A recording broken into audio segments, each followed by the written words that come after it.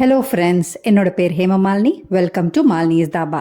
இன்றைக்கி நம்ம சேனலில் குழந்தைங்களோட ஃபேவரட்டான ரெசிபி வெஜ் ஃப்ராங்கி, அப்படி இல்லைனா வெஜ் ரோல்ஸ்னு கூட சொல்லலாம். இது ரொம்ப ஹெல்த்தியானது, வழக்கமாக செய்கிறத விட ரொம்ப ஹெல்த்தியானது. அதனால் வீடியோ ஸ்கிப் பண்ணாமல் பாருங்கள். அதுக்கு முதல்ல இது வரைக்கும் நம்ம சேனலை சப்ஸ்கிரைப் பண்ணாமல் இருந்தால் மறக்காமல் சப்ஸ்கிரைப் பண்ணி வச்சுட்டு பக்கத்தில் இருக்க பெல் பட்டனையும் ப்ரெஸ் பண்ணி வச்சுக்கோங்க. அப்போ தான் நான் போடுற வீடியோஸில் உங்களுக்கு நோட்டிஃபிகேஷன் வரும். வாங்க டிலே பண்ணாமல் வீடியோவுக்கு போகலாம். அதுக்கு முதல்ல நான் 1.5 கப் அளவுக்கு கோதுமை மாவு எடுத்திருக்கேன். நீங்கள் வழக்கமாக நம்ம செய்கிறது மைதா மாவில், இன்றைக்கி கொஞ்சம் ஹெல்த்தியாக இருக்கணும்னு கோதுமை மாவில் செய்கிறேன். 1.5 கப் அளவுக்கு கோதுமை மாவு எடுத்துக்கோங்க. அதில் 1 டீஸ்பூன் அளவுக்கு உப்பு சேர்த்துக்கோங்க.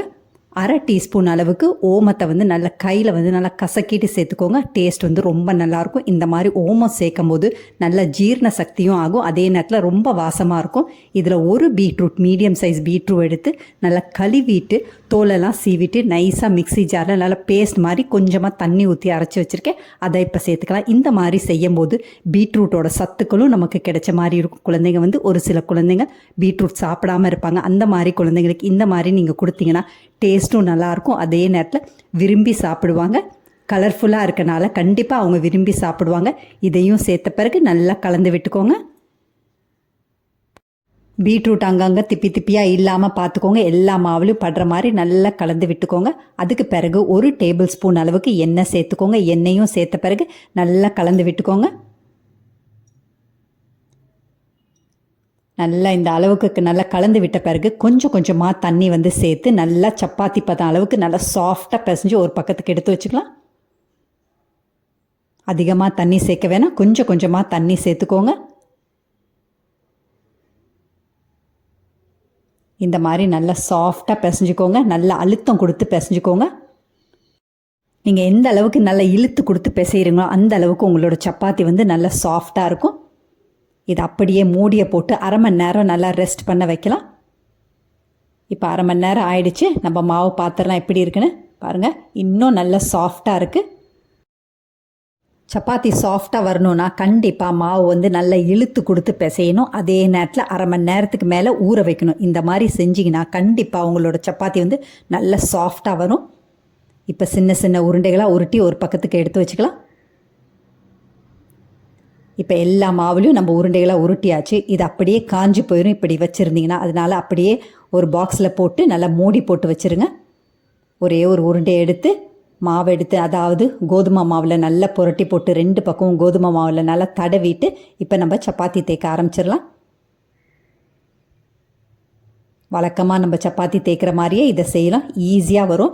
நீங்கள் பீட்ரூட் சேர்த்துருக்கனால கொஞ்சம் பிசுன்னு ஒட்டும் அந்த மாதிரிலாம் நினைக்க வேண்டாம். நல்ல ஈஸியாக வழக்கமாக நம்ம செய்கிற மாதிரியே ரொம்ப ஈஸியாக வரும். பாருங்கள், ரொம்ப ஈஸியாக நம்ம தேய்ச்சிட்டோம். சப்பாத்தி இந்த மாதிரி தேய்ச்ச உடனே கடைசியாக கொஞ்சமாக கோதுமை மாவு எடுத்து நல்லா இந்த மாதிரி தூவி விட்டுக்கோங்க. இந்த மாதிரி செய்யும்போது இன்னொரு சப்பாத்தி அது மேலே போடும்போது ஒன்றோட ஒன்று ஒட்டாமல் இருக்கும். அதுக்கு தான் இந்த மாதிரி செய்கிறது. இப்போ பாருங்கள், இன்னொரு சப்பாத்தியும் நம்ம தேய்ச்சிடலாம். இதே மாதிரி இன்னொரு சப்பாத்தியும் தேய்ச்சாச்சு. அதே மாதிரி கொஞ்சமாக மாவு தூவிக்கோங்க.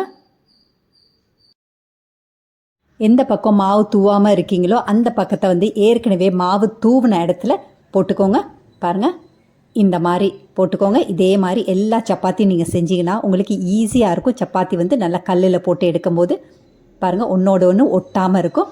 இப்போ கல் அடுப்பில் நல்லா சூடாக இருக்குது. அதில் கொஞ்சமாக எண்ணெய் சேர்த்துட்டு துணியை வச்சு நல்லா தொடச்ச பிறகு சப்பாத்தியை சேர்த்துக்கோங்க. இதையும் சேர்த்துட்டு ஒரு 30 செகண்ட் அப்படியே இருக்கட்டும். அதுக்கு பிறகு திருப்பி போட்டுக்கோங்க.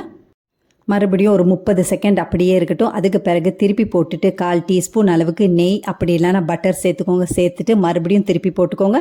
2 பக்கமும் மறுபடியும் ஒரு 30 செகண்ட் இருந்தோன்னு அடுப்பில் இருந்து எடுத்துடலாம். அதிகமாக கருகாமல் பார்த்துக்கோங்க. பாருங்கள், இந்த அளவுக்கு வந்தோன்னே நம்ம அடுப்புலேருந்து எடுத்துடலாம். மறுபடியும் இன்னொரு சப்பாத்தி இதே மாதிரி நம்ம சுட்டு எடுத்துடலாம். 30 செகண்ட் கழித்து திருப்பி போட்டுக்கோங்க. இப்போ மறுபடியும் கொஞ்சமாக நெய் சேர்த்துக்கோங்க. சேர்த்துட்டு 2 பக்கமும் 30 செகண்ட் நல்லா வெந்த பிறகு அடுப்புலேருந்து எடுத்துடலாம். இதே மாதிரி எல்லா சப்பாத்தியும் நம்ம சுட்டு எடுத்துடலாம். இப்போ எல்லா சப்பாத்தியும் ரெடி ஆகிடுச்சு. அதே நேரத்தில் காய்கறிகளும் வெட்டு ரெடியாக வச்சுருக்கேன். இப்போ பாருங்கள், நம்ம சுட்ட சப்பாத்தி எந்த அளவுக்கு சாஃப்டாக இருக்குன்னு. இப்போ நீங்கள் காலையில் செஞ்சால் கூட லஞ்ச் பாக்ஸுக்கு கொடுக்குறதா இருந்தால் கண்டிப்பாக இதே மாதிரி சாஃப்டாக இருக்கும்.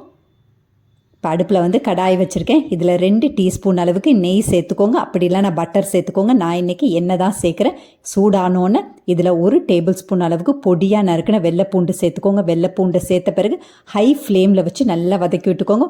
ஒரு 30 செகண்ட் நல்லா வதங்கின பிறகு ஒரு பெரிய வெங்காயத்தை நல்லா நீல வாக்கில் வெட்டி வச்சுருக்கேன், அதை சேர்த்துக்கோங்க.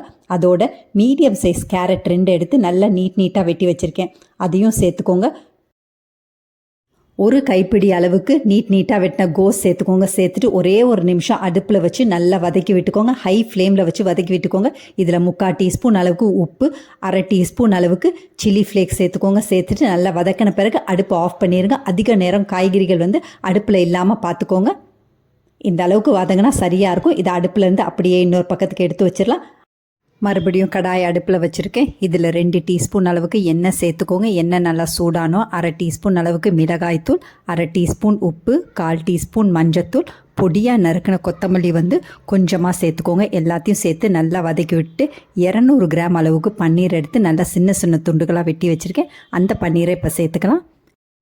பன்னீரை சேர்த்த பிறகு கரெக்டாக 30 செகண்ட் ஹை ஃப்ளேமில் வச்சு நல்லா வதக்கிட்டு அடுப்பு ஆஃப் பண்ணிடுங்க. அதிக நேரம் பன்னீர் அடுப்பில் இருந்துச்சுன்னா உங்களுக்கு ஹார்ட் ஆகிடும், சாப்பிடும்போது சாஃப்டாக இருக்காது, ஜூஸியாகவும் இருக்காது. இந்த அளவுக்கு வதங்கின பிறகு அடுப்பு ஆஃப் பண்ணிடலாம்.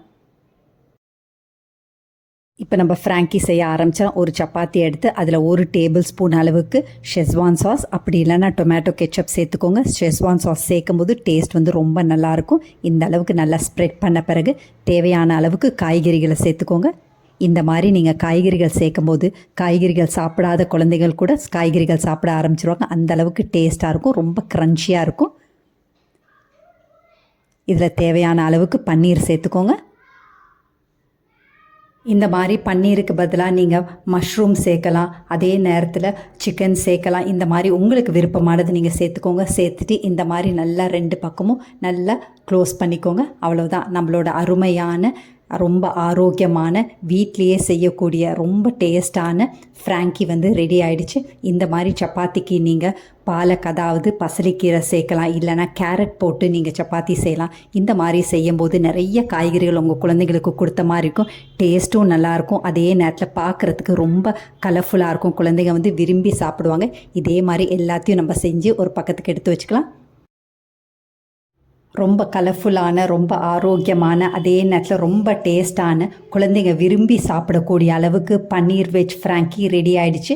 இதே மாதிரி அளவுகளோட நீங்களும் இதை செஞ்சு பார்த்துட்டு எப்படி இருக்குன்னு கமெண்ட் பண்ணுங்கள். பிடிச்சிருந்தா இந்த ரெசிபியை உங்கள் ஃபேமிலி ஃப்ரெண்ட்ஸோட ஷேர் பண்ணுங்கள், லைக் பண்ணுங்கள், சேவ் பண்ணி வச்சுக்கோங்க.